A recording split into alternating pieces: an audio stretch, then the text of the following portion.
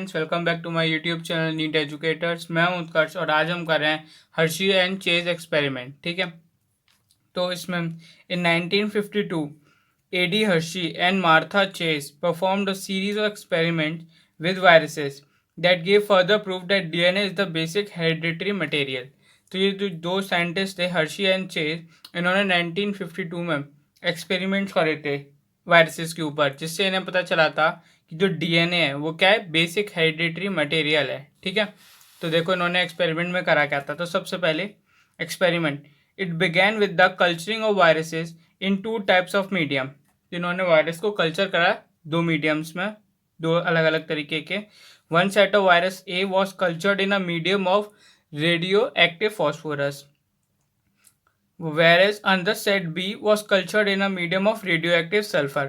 तो एक set of virus जिसको इन्होंने ए लेबल करा, उनको इन्होंने मीडियम रेडियो एक्टिव फॉस्फोरस में करा था कल्चर। ठीक है, और जबकि जो दूसरा वायरस सेट का था वो उसको इन्होंने नेम करा बी, और उसको किस में करा कल्चर, रेडियो एक्टिव सल्फर में। ठीक है, तो they observe that the first set of virus A consisted of radio active DNA but not radio active proteins. ठीक है, तो इन्होंने ऑब्जर्व करा कि जो फर्स्ट सेट वायरस का था, जो कि सेट ए था, वो रेडियो एक्टिव डीएनए था उसके अंदर, but not radio active proteins, पर उसमें रेडियो एक्टिव प्रोटीन्स नहीं थे। ठीक है, अब ऐसा क्यों था? Because DNA is a phosphorus based compound. तो जो हमारा, क्योंकि जो डीएनए होता है वो क्या है, फॉस्फोरस बेस्ड कंपाउंड है, जबकि जो प्रोटीन है वो फॉस्फोरस बेस्ड कंपाउंड नहीं है। ठीक है, तो इसलिए जो फॉस्फोरस था हमारा, जो डीएनए का था, वो वायरस सेट ए में रखा था, जो सेट ए वायरस था जो कि फॉस्फोरस ये रेडियो एक्टिव फॉस्फोरस में रखा था, उसका जो डीएनए था वो क्या हो गया था, रेडियो एक्टिव। क्यों? क्योंकि वो फॉस्फोरस से ही बनता है। ठीक है, जबकि the set B of virus consisted of radio active protein but not radio active DNA.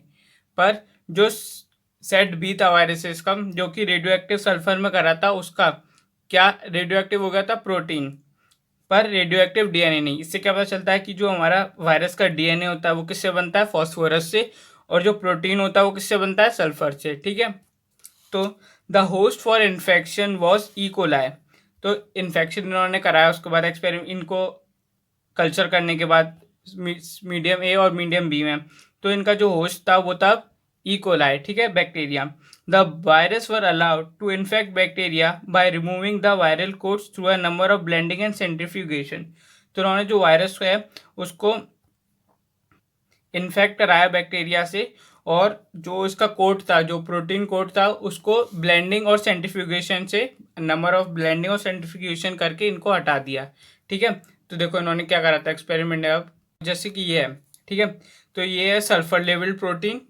ठीक है, जो रेड वाला है ये क्या है, रेडियो एक्टिव शो कर रहा है, और यहाँ पे फॉस्फोरस लेवल डीएनए। ठीक है, तो यहाँ पे रेडियो एक्टिव डीएनए, यहाँ पे रेडियो एक्टिव प्रोटीन है। ठीक है, ये जब है जब इनको कल्चर कर लिया है मीडियम में, जो कि था हमारा सल्फर, रेडियो एक्टिव सल्फर था एक मीडियम में, और एक मीडियम में था रेडियो एक्टिव फॉस्फोरस। ठीक है, तो इसके बाद जो सल्फर लेवल्ड प्रोटीन वाला बैक्टीरिया था, मतलब मीडियम बी वाला, वो आया, उसने इन्फेक्शन करा किसमें, ई कोलाई में। ऐसी फॉस्फोरस लेवल डीएनए वाला भी आया, उसने भी करा। ठीक है, तो इसका कोड तो बाहर रह गया। जैसा कि हम जानते हैं वायरस जब इन्फेक्ट करते तो उनका डीएनए अंदर आ जाता है, तो इसका डीएनए अंदर आ गया। ठीक है, और जो रेडियो एक्टिव था कोड, प्रोटीन कोड, वो बाहर ही रह गया, जबकि जो फॉस्फोरस लेवल डीएनए था वो अंदर आ गया इसमें। ठीक है, इस पे आने के बाद, लैंड होने के बाद, और जो कोड था वो बाहर रह गया। ठीक है, फिर उसके बाद इन साइंटिस्ट ने इसको क्या करा, ब्लेंडिंग करी, तो ये जो कोड थे ये बैक्टीरिया के ऊपर से हट गए, और फिर उसके बाद जो इसका सेंट्रीफ्यूगेशन करा तो ये अलग दूर हो गया। ठीक है, तो अब देखो इसमें से जो डीएनए वाला था हमारा ये, तो ये पूरा बैक्टीरिया को इसने क्या कर दिया, फॉस्फोरस इसमें डिटेक्ट हो गया। क्यों? क्योंकि डीएनए जो वायरस में था वो किस में आ गया, बैक्टीरिया में। पर जो प्रोटीन वाला था, जो प्रोटीन वाला था कोट वाला, वो कोट तो क्योंकि बाहर रह गया, तो उसके अंदर कोई भी रेडियो एक्टिव मटेरियल नहीं आ पाया। तो इससे इनको पता चला कि जो डीएनए है वो क्या है, बेसिक हेरिडिटरी मटेरियल है। ठीक है, तो देखो इसमें इन्होंने ऑब्जर्वेशन में क्या करा, observation, E coli bacteria which was infected by radio active DNA, ये radio active DNA virus A were radioactive, but the ones that were infected by radioactive protein were not infected. तो वही जो radioactive DNA से जो bacteria infect हुआ था वो तो रेडियोएक्टिव निकला, पर जो रेडियोएक्टिव सल्फर से हुआ था वो नहीं हुआ। ठीक है, तो इन्होंने रिजल्ट निकाला कि the DNA component of bacteria phase is injected into the bacterial cell while the protein component remains outside. ठीक है, the DNA is however able to direct the information of new virus particles complete with protein codes. Hence DNA is the fundamental hereditary material, the substance of genes. ठीक है, तो इससे इनको पता चला कि जो डीएनए है वो ही ट्रांसफर करता है जेनेटिक मटेरियल को किसी एक चीज से दूसरी चीज में। ठीक है, तो वही तो DNA is however able to direct the formation of new virus. तो इस जो डीएनए आ गया था बैक्टीरिया में उसी की वजह से नए वायरस का भी डेवलपमेंट हुआ, किसमें, बैक्टीरिया में, जिसकी वजह से जो बैक्टीरिया था वो क्या हो गया, जो बैक्टीरिया था वो हो गया इन्फेक्टेड, वो भी कैसे, रेडियो एक्टिव फॉस्फोरस से, पर जबकि जो रेडियो एक्टिव सल्फर से करा था वो नहीं हुआ। ठीक है, तो इसी से इनको पता चल गया DNA is the fundamental hereditary material. ठीक है, तो इस वीडियो के लिए केवल इतना ही।